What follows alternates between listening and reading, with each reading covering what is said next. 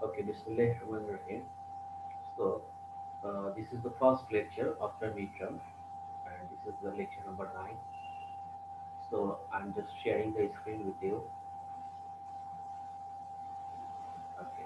So, I think all of you have given a very good midterm exam, and in the midterm exam, what we actually covered, we actually covered up to midterm. That one is the classical theory of electrical and thermal conductions. Then uh, introduction to the quantum mechanics. After that, the modern theory of metals. And I hope all of you have given an excellent exam there. Now, after midterm, what do we actually start? We will actually start from the dielectric properties of the material and the negative properties of the material after the introduction to the superconductivity. So the first topic after midterm will be the dielectric properties of the material. And inside this topic, there are various subtopics such as dielectric constant, dipole moment, polarization mechanism, and so on. Now we will start from the chapter number 7, and the name of this book will be The Principle of the Electronic Materials and Devices by Kasab. So that was from Kasab book. So in this Kasab book, this one is a after. So we will start for our first lecture. The topic will be the dielectric materials and the insulations. So basically, in this first lecture, there will be some theoretical background, theoretical knowledge, and this one is very important for those who are doing your research or thesis on semiconductor devices or photonics, plasmonics. But that means basically those who are doing your research on material science. So first of all, that one is start with a very common formula. That one is the parallel plate capacitor equations. All of we know that the equation for the parallel plate capacitor AC equals to epsilon naught A divided by B, where C is the value of the capacitor and the epsilon naught is the permittivity. A is the cross-sectional area of the plate. D is the distance between the two plates.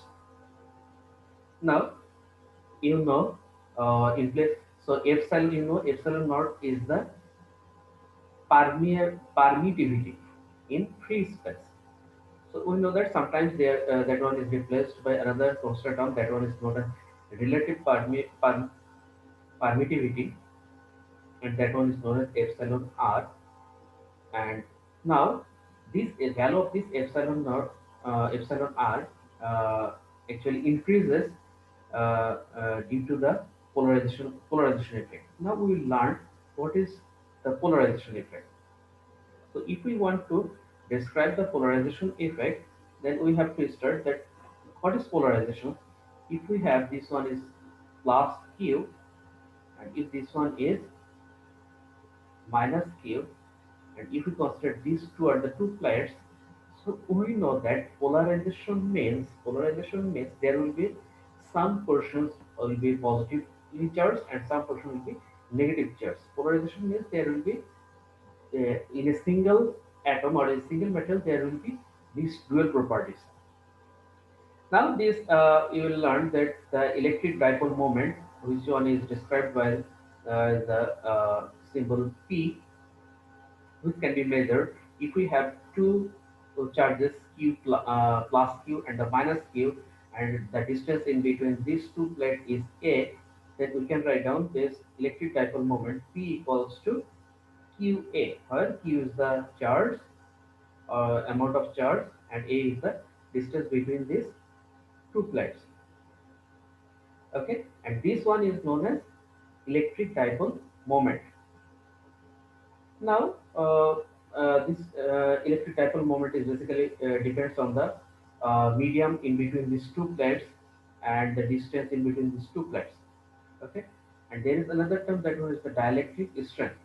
So, whenever look when the electric field inside an insulator exceeds the critical field, then that one is known as dielectric strength.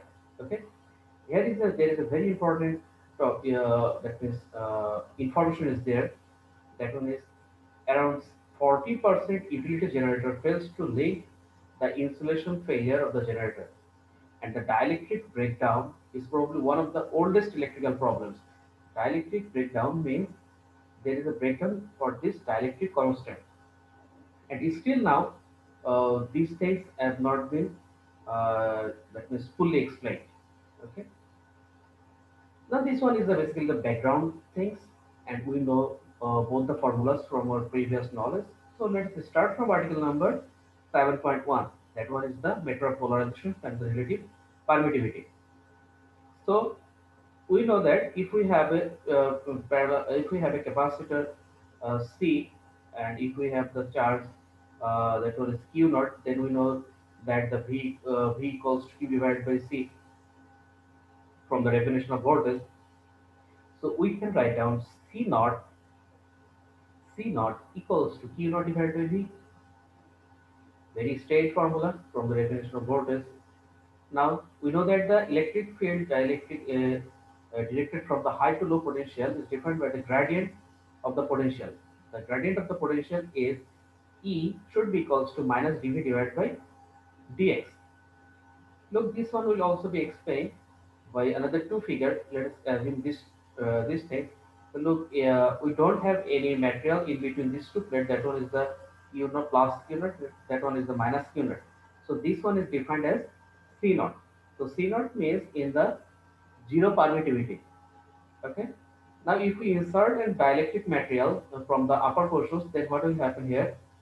uh, so these two plate will be fully charged, and that means, look, if you look at these two plate, then the upper portions, look, this upper portions, the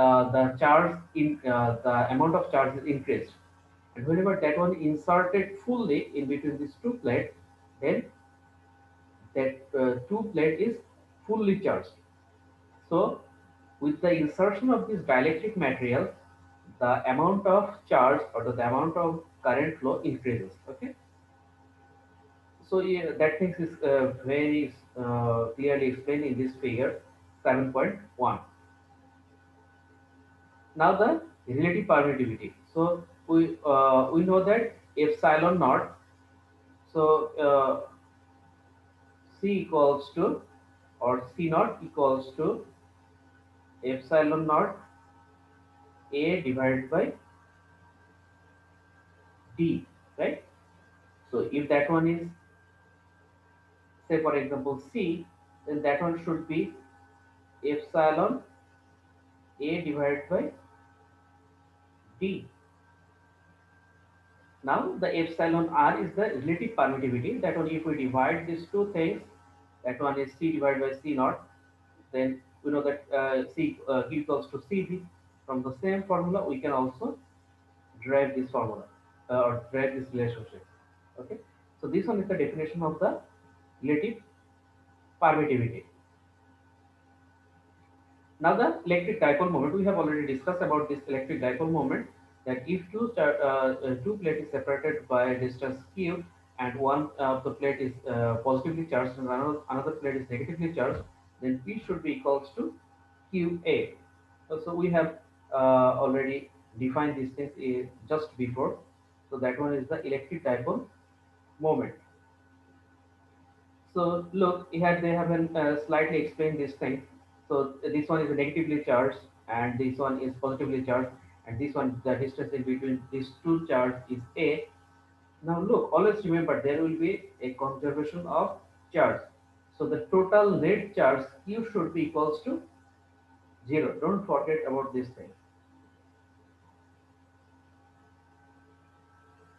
Now, if this two charge is that means is separated by a distance x, these two charges separated by a distance x, then we can define that the we can define the terms that polarizability alpha.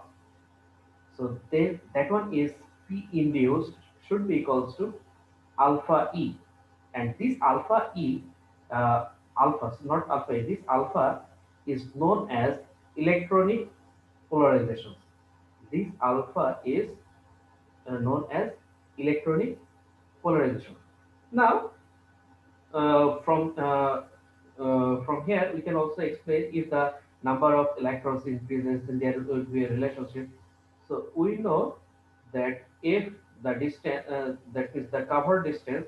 If the cover distance is x, this force, this restoring force, should be equals to minus beta x. You know these things from the classical physics. Okay, and again we know that the from Coulomb's law that F equals to QE divided by R square. So we can also we can define this thing F equals to QE, where you know F equals to QE. So Q is the charge. You can define that thing as the electron, and E is the potential. If we have Z number of charge, then that one should be equals to Z. So we can say that these two force should be equal. So that one is Z E E or Q E should be equals to beta x. Now we can define that PE, that is the electronic polarization, PE equals to ZEX, right? So if we put the value of x here, if we put the value of x here from here, then we can find out this thing. Okay,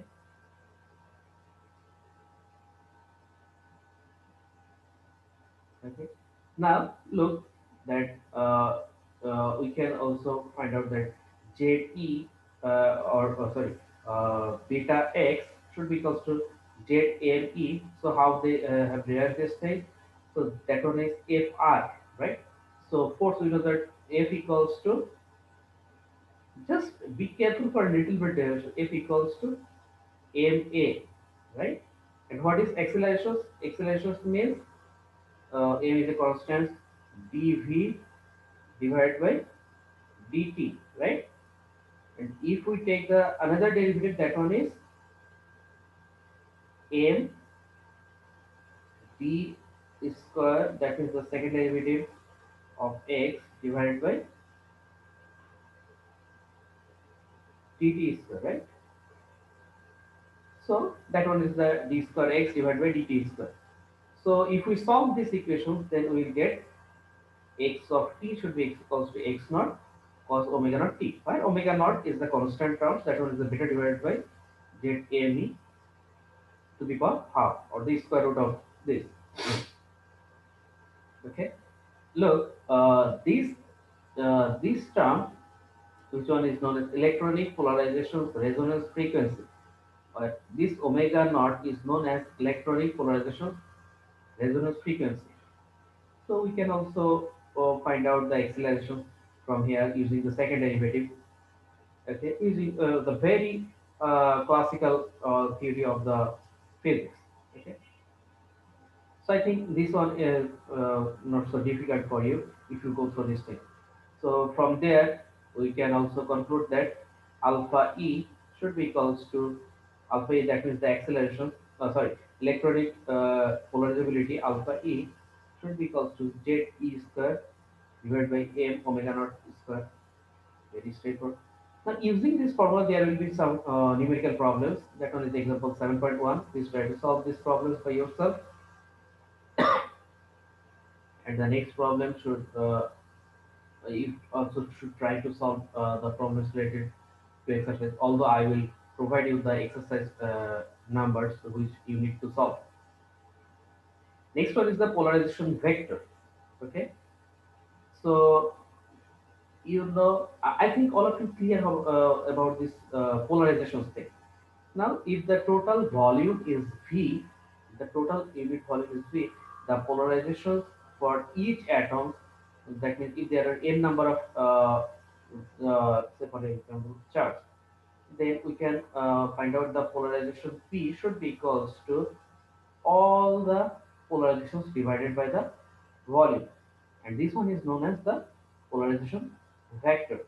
Okay, and what is p1? So we can also write down that p1 plus p2 plus up to pn equals to p average. That means p average means all the p, all the p, that means 1 2 3 4 divided by n. So P, all the P should be equals to P average multiplied with N. Okay.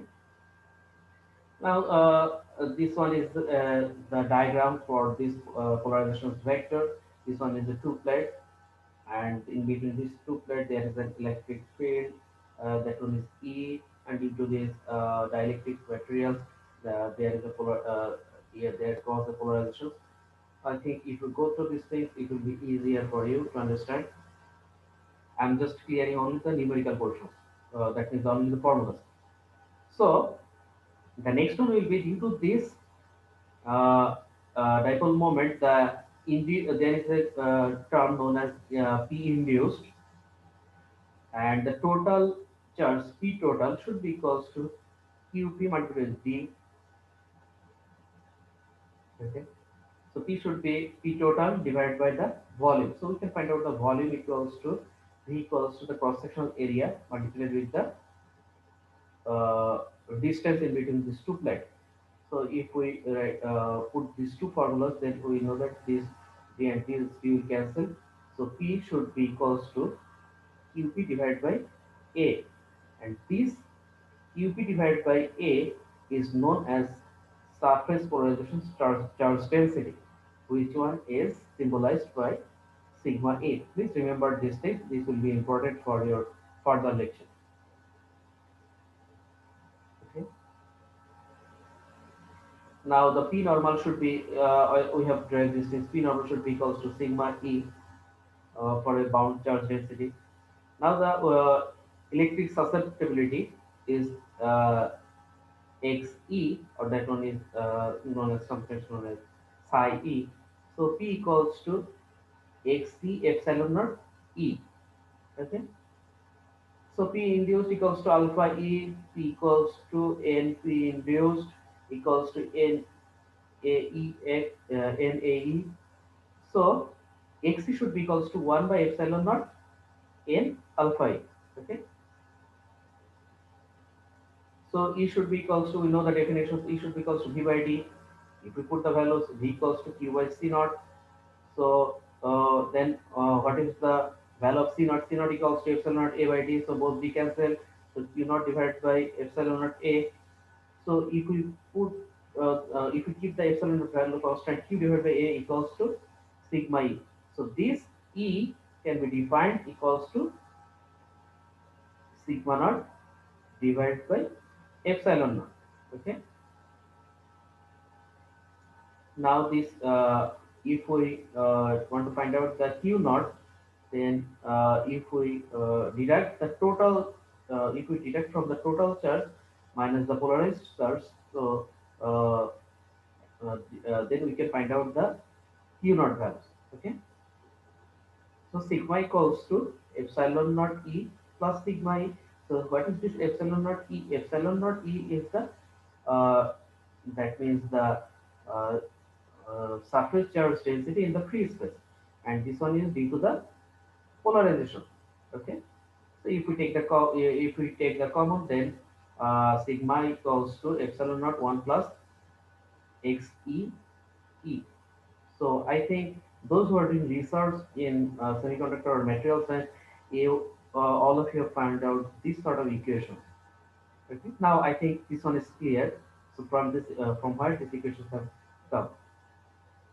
Similarly, we can also explain that epsilon r equals to sigma divided by epsilon naught. Then epsilon r should be equals to 1 plus xe. Just as simple as that. If we put the value of xe, then that one is n alpha a divided by x naught. Okay. So there is nothing very critical, but what actually you have to do, you have to just remember the definitions and the always remember from where they have write down this thing. Because if you look, most of the equations are very common to you. Okay. Now I think this will be the end of our ninth lecture. We can also start from our next lecture from article number 7.14. Okay. Okay. I'm also sharing the lecture note from the board, and I think you can go through these things also. That one is look. This one is the 19th class lecture of board, the dielectric materials. That one is the capacitance. We have already gone through what is capacitance, the formula of the capacitance, the polarization things, then the relative permeability, C naught equals to Q naught divided by V, and the definition of epsilon naught R. So this one is the lecture note or the slide from the board teacher. This one is also available in his website also. I have found this thing, and I think this one would be important. That this one will be helpful for you if I share this thing. Uh, you can also go through from the book because in the books everything is in details, but here we just summarize the total things. Okay. So what actually I have covered, I have actually covered is 19th lecture. Look, I have also already covered these things in our class. That one is the polarization P, P average, what is P average, this sort of thing. Okay, that is one is P normal, then susceptibility, the definition for susceptibility. After that, the relationship between these two things. Okay, then what we have derived? We have derived that epsilon r equals to 1 plus xc up to this formula. Okay, so I think I have covered this 19th lecture number 19, and the in the our 10th lecture we will start from the lecture 20, and that one is the polarization mechanisms. Okay, so we will start from our here, and if we look at your book, our book, that one is the we will start from our lecture number 7.1.4.